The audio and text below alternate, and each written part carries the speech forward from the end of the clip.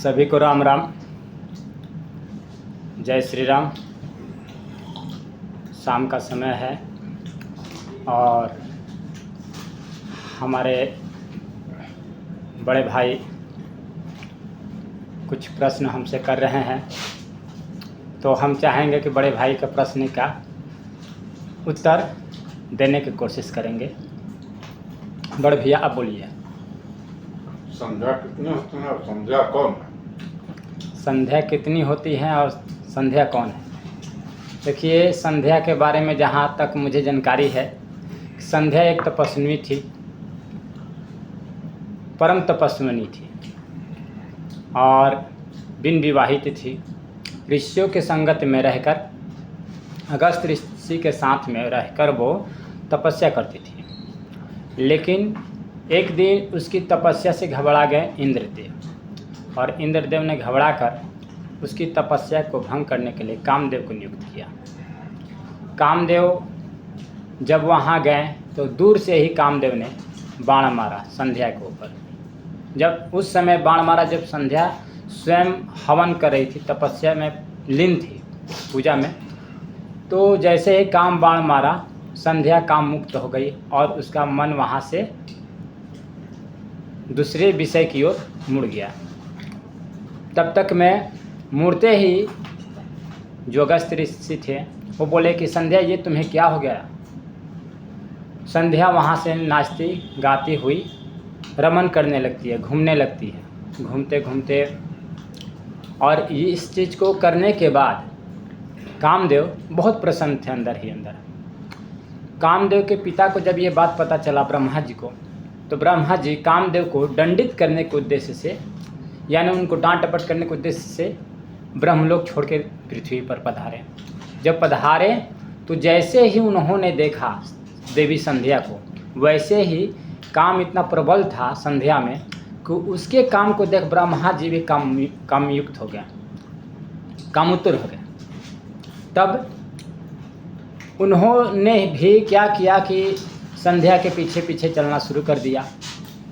ये घटना की जानकारी जब भगवान भोलेनाथ को लगा, भगवान भोलेनाथ कैलाश पर्वत से आते हैं और आने के बाद काम सबसे पहले ब्रह्मदेव को रोकते हैं। बोले, हे ब्रह्मा जी, आप ये क्या कर रहे हैं? और डांटते हुए उनको समझाते हैं कि आप तो स्वयं परम पिता हैं, आपकी पूरी सृष्टि बनाई हुई है और आप कामतुर हो गए, काम में लिप्त होने जा रहे हैं। तब वहाँ अपनी गलती की क्षमा मांगते हुए ब्रह्मा जी ने क्षमा मांगे और मांगकर बोले कि हे भोलेनाथ, मुझसे गलती हो गया, लेकिन मैं इस काम को पहले क्या करूं? ये काम को मैं क्या करूं? जिसने काम बाण मारा हुआ है संध्या को, जो तपस्विनी है, इसको मैं क्या करूं? तो अपने पुत्र कामदेव को ब्रह्मा जी ने श्राप दिया कि हे काम, मैंने तुझे इसलिए बनाया कि तुम काम समान रूप से जो समाज की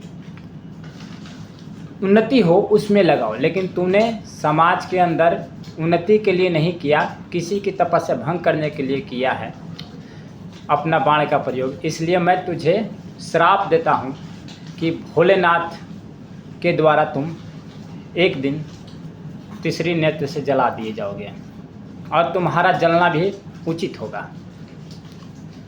और इसके बाद संध्या को भगवान भोलेनाथ भी बोलते हैं कि आज के बाद तुमको मैं श्राप देता हूँ कि तुम इस काम की पूर्ति के लिए घूमोगे, लेकिन तुम्हें कोई व्यक्ति नहीं मिलेगा, तुम अपना काम पूरा नहीं कर पाओगी। संध्या इस बात से लज्जित हो जाती है और लज्जित होने के बाद नारद मुनि से मुलाकात उसकी होती है। नारद मुनि बोलते हैं कि हे संध्या, आप तो परम तपस्विनी है, कामदेव की एक गलती की वजह से आपको श्राप मिल गया। संध्या बोलती है कि मेरी ये गलती मेरा है ही नहीं, जो मैंने गलती किया ही नहीं उसका मैं दंड क्यों भोगूं? मेरी क्या गलती है? सारा गलती तो कामदेव का है। इस पर संध्या को सलाह देते हैं कि तुम भगवान भोलेनाथ का तपस्या करो। जब उन्होंने बोला है तो वही तुम्हारा निदान भी करेंगे। और संध्या जो है भोलेनाथ की तपस्या करती है, भोलेनाथ खुश प्रसन्न हो जाते हैं। भोलेनाथ बोलते हैं कि हे संध्या, मैं अपना श्राप वापस तो नहीं ले सकता हूँ, हाँ, लेकिन तुम्हारा कल्याण की बात कर सकता हूँ। तुम यहाँ से कुछ दूरी पे चले जाओ और दूरी पे जाने के बाद तुझे मेघा ऋषि के आश्रम मिलेगा। उस मेघा ऋषि के आश्रम में जाकर जो वो हवन कर रहे होंगे उनके आश्रम में तुम जाकर उनके हवन कुंड में अपना शरीर का त्याग करो और उसके बाद तुम्हारा कल्याण होगा। वो संध्या जाती है, मेघा ऋषि के आश्रम पहुंचती है। मेघा ऋषि के आश्रम पहुंचने के बाद संध्या हवन कुंड में प्रवेश कर जाती है, अपने शरीर त्याग देती है। वहाँ से 2 प्रकाशमय ज्योति उत्पन्न होती है जिसे नाम दिया जाता है सुबह का बेला और शाम का बेला। उससे 2 बेला बना भोलेनाथ के द्वारा, सुबह बेला और शाम का बेला, सुबह का संध्या और शाम का संध्या। इसके बाद वही संध्या पुनः जन्म लेती है अरुंधति के रूप में। वही संध्या पुनः जन्म लेती है अरुंधति के रूप में, जिसका विवाह स्वयं ब्रह्मा जी के पुत्र वशिष्ठ जी के साथ, मुनि वशिष्ठ जी के साथ उनका विवाह होता है। तो आशा करते हैं कि आप मेरे प्रश्न से संतुष्ट होंगे और इसी के साथ सभी सनातन बंधुओं को राम राम, जय श्री राम, जय बजरंग बली।